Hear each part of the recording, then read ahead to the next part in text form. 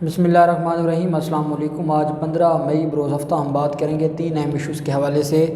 जैसा कि आप जानते हैं कि शहबाज शरीफ का नाम ईसीएल में डालने के हवाले से शेख रशीद का एक नया बयान सामने आ गया है और राना सनाउल्लाह उसके ऊपर अपनी जो स्टेटमेंट है या राना सनाउल्लाह की तरफ से जो इल्ज़ामात लगाए गए हैं वो डिटेल्स मैं आपके साथ शेयर करूँगा कि ईसीएल में जो नाम डाला गया है उसका नोटिफिकेशन क्यों नहीं जारी किया गया, उसके पीछे क्या हिकमत है। और नून लीग जो बड़ी उम्मीद लगा कर बैठी थी और राना सनाउल्लाह बड़ी उम्मीद लगा कर बैठे थे, उनको कैसे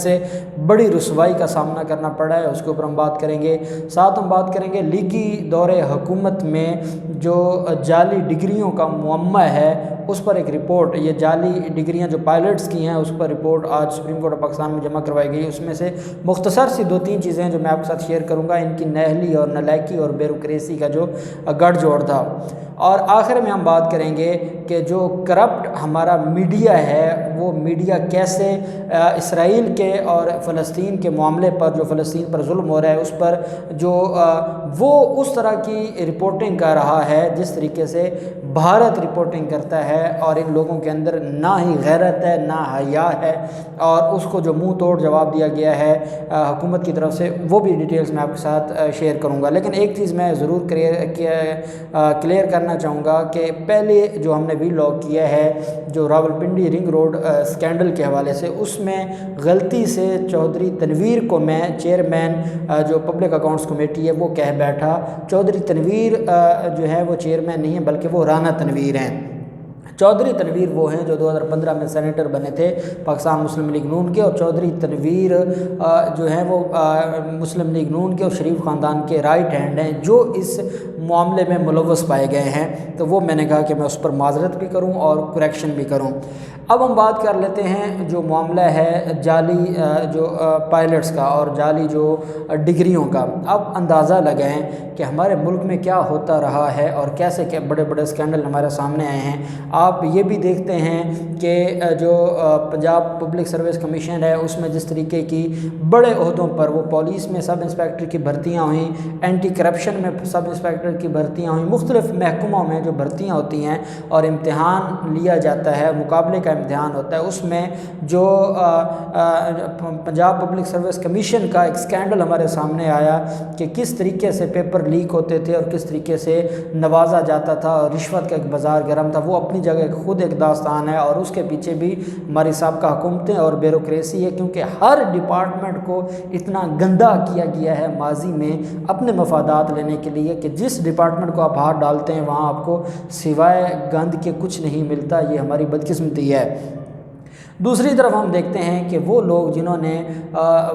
हमारी ज़िंदगियां बचाना होती हैं, जो लोग सफ़र करते हैं, जो ट्रैवल करते हैं बाय एयर, और वो PIA के ज़रिए जो पूरे दुनिया में पाकिस्तान का एक चेहरा सामने आता है, उसमें जो जाली डिग्री स्कैंडल सामने आया और जब एक वफाकी वज़ीर ने असम्बली में खड़े होकर इस बात का जो है वो इजहार किया और इस बात की तरफ इसका इंकशाफ किया, तो उसका पाकिस्तान को नुकसान तो हुआ, लेकिन बाद में ये भी ज़रूर है कि वो खुलकर बोले तब भी तो इनके ख़िलाफ़ कार्रवाई हुई। और आप अंदाज़ा लगाएं ये जो रिपोर्ट हाई कोर्ट में सुप्रीम कोर्ट ऑफ पाकिस्तान में जमा करवाई गई, क्योंकि सुप्रीम कोर्ट ने इसके ऊपर एक्शन लिया था, तो वो एक बड़ी दिल दहला देने वाली और इनका जो किरदार है उसके ऊपर ये बड़ा ही एक स्याह धब्बा है। अब ये जो रिपोर्ट है उसमें ये कहा गया है कि बदउनवानी के मुर्तकिब 2 सीनियर जॉइंट डायरेक्टर लाइसेंस, अब ये जो जॉइंट डायरेक्टर लाइसेंस हैं ये पार्ट ऑफ ब्यूरोक्रेसी हैं। और मैं जो हर रोज़ आपको ब्यूरोक्रेसी के हवाले से कह रहा हूँ कि जब तक ब्यूरोक्रेसी ठीक नहीं होगी मुल्क का हमारा ठीक नहीं हो सकता। इसका कोई हल नहीं है सिवाय इसके कि हमारी ब्यूरोक्रेसी को ठीक किया जाए। ये ब्यूरोक्रेट्स हैं, इन्होंने पायलट्स को इम्तहानी सिस्टम तक गैर कानूनी तरीके से रसाई दी। अब फ्रॉड के मुर्तकिब 54 में से 32, अब 54 जो जाली लाइसेंस वाले थे जो फ्रॉड के ज़रिए जिन्होंने पायलट्स का जाली लाइसेंस लिया, उनमें से 32 पायलट्स के लाइसेंस पहले मुअत्तल किए गए। स्क्रूटनी के दौरान PIA ने 30 पायलट्स की जो गलत मालूमात हैं वो फराम की। जब स्क्रूटनी हुई तो PIA ख़ुद अपने लोगों को बचा रहा था क्योंकि वो ख़ुद उसमें मुलव्वस थे और उसमें बड़े बड़े अफसरान मुलव्वस थे। अब पायलट्स ने इम्तहान में अपनी जगह किसी और को बिठाया, जबकि दीगर बेज़ाब्तियाँ भी सामने आए। जिस तरह पायलट यहया मुसव्वर के बारे में यह कहा गया कि उसने इम्तहान दिया, उस वक्त वो फ़्लाइट पर थे, वो ख़ुद फ़्लाइट पर थे, उनकी जगह इम्तहान कोई और दे रहा था। पायलट भर्ती होने के लिए ابھی امتحان ہو رہا ہے اور وہ جو پائلٹ ہے وہ پہلے جہاز اڑا رہا ہے اور اس کی جگہ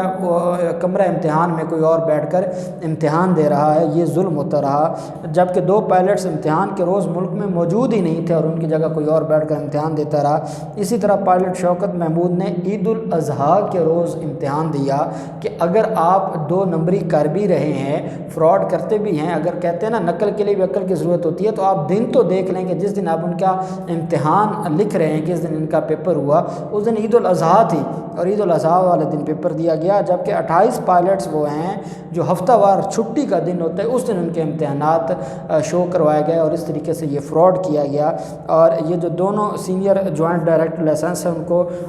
برطرف کرتے ہوئے مقدمہ درج کر لیا گیا ہے۔ اور اسی حوالے سے سول ایوییشن کے وکیل نے جب عدالت میں بتایا تھا تو چیف جسٹس گلزار صاحب نے کہا تھا آپ ان کے خلاف کہاں سے ثبوت لیں گے، کہاں سے آپ ان کے خلاف ڈاکومنٹس لیں گے، جس پر سول ایوییشن کے وکیل نے یہ کہا تھا کہ ہم اس معاملے پر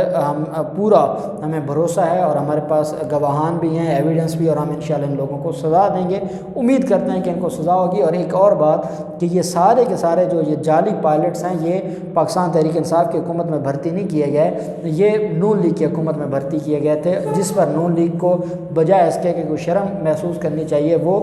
الٹا چور کوتوال کو ڈانٹے، وہ ان کی حالت ہے۔ پھر ہم دیکھتے ہیں ڈان اخبار کی طرف سے ایک جو ہے وہ جو ایک یک طرفہ ایک ظلم ہو رہا ہے اور جو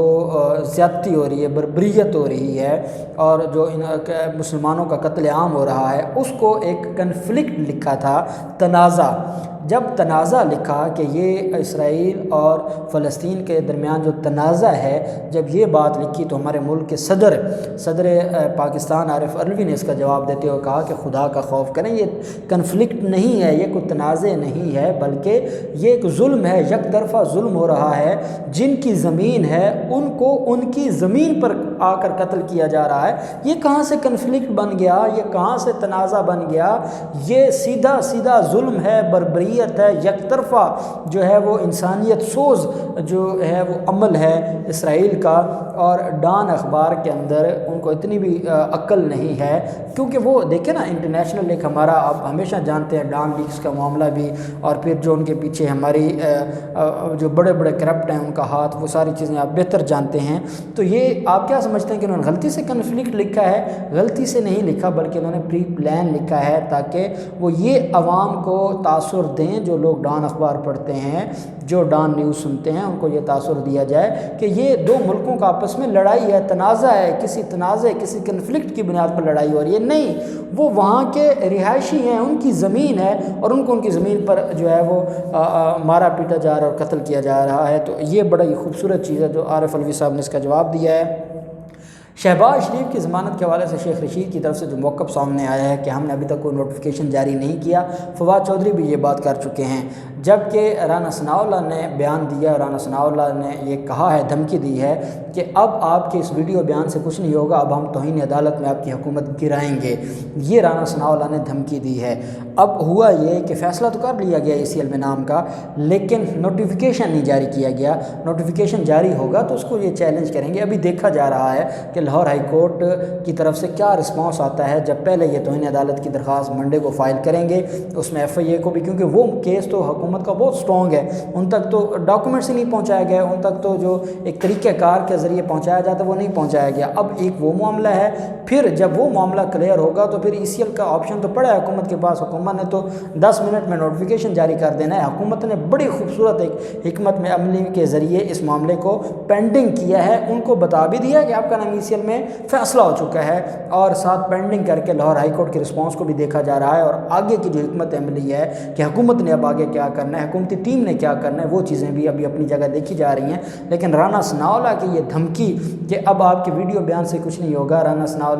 اگر اس ویڈیو بیان سے کچھ نہیں ہوگا تو پہلے بھی حکومتی وزراء نے ویڈیو اور میڈیا کے ذریعے ہی بتایا ہے نا ECL میں نام، تو آپ اس کی بنیاد پہ کیسے جو ہے وہ حکومت گرا سکتے ہیں؟ یا توہین عدالت کی درخواست پر کہاں حکومتیں گرتی ہیں؟ ہائی کورٹس میں ہم سارا دن دیکھتے ہیں توہین عدالت کی درخواست پر تو ایک ملازم کو گھر نہیں بھیجا جاتا، تو حکومتیں کہاں گریں گی؟ یہ آپ کی بھول ہے۔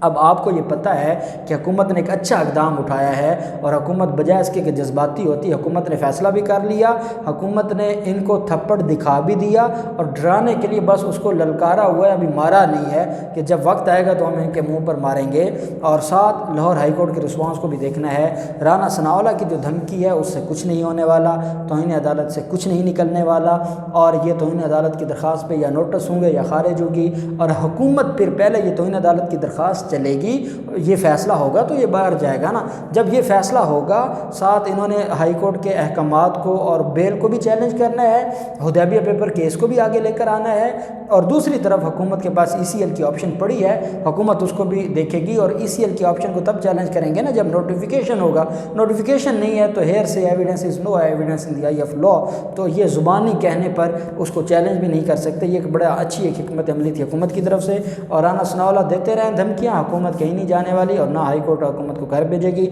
جو بھی ڈیٹیلز ہوں گی ہم آپ کے ساتھ شیئر کرتے رہیں گے۔ اللہ پاک پاکستان کا ناصر ہو۔ بہت شکریہ، اللہ حافظ، پاکستان زندہ باد۔